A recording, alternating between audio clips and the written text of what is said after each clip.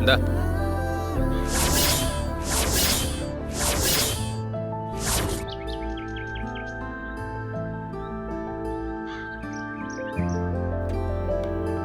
என்ன இது?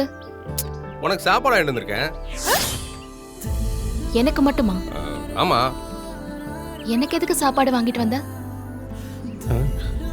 நம்ம இவளுக்காக வாங்கிட்டு வந்தோம்னு சொன்னா கண்டிப்பா இவ சாப்பிட மாட்டா. சமாளி. உனக்கு வாங்கிட்டு வரணும்னு எனக்கு மட்டும் ஆசையா? அப்புறம் எதுக்கு வாங்கிட்டு வந்த? நான் வாங்கல, மதினி தான் வாங்கிட்டு வர சொன்னாங்க. அக்காவா? எதுக்கு அவ வாங்கிட்டு வர சொன்னா? நீ தான் எங்க வீட்டுக்குள்ளே வர மாட்டில்ல, எங்க வீட்டுல சமைக்கிறத மட்டும் எப்படி சாப்பிடுவியா? அதெல்லாம் ஒண்ணு வேணாம். நான் என் அக்கா கையால சமைச்சது நல்லா சாப்பிடுவேன். அக்கா. ஏய், ஏன் கத்துற? அக்கா. அமைதியாரு. ஏய் ஜிகர்தண்டா, மதினி எதுக்கு கூப்பிடுற?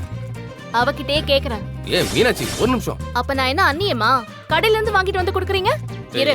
அக்கா. மீனாட்சி, வேண்டாம் அதெல்லாம். இரியா.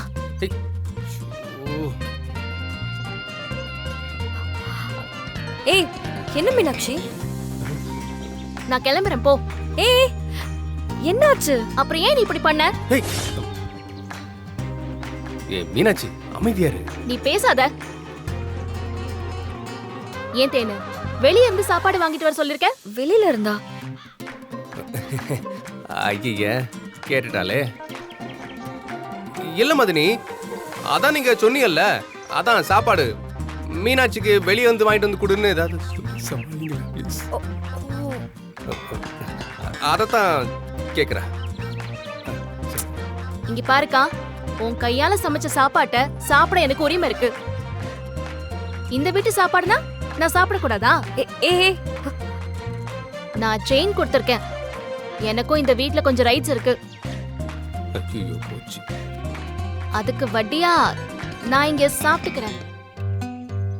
கணக்குல வேணா எழுதிக்க சொல்லு. ஐயோ, பஞ்சாயத்து ஆக்கிடுவா போலியே. மதினி ப்ளீஸ் இந்தாங்க. சாரி மீனாட்சி, நான் தான் ஏதோ தெரியாம ஜீவா தம்பி கிட்ட சொல்லிட்டேன்.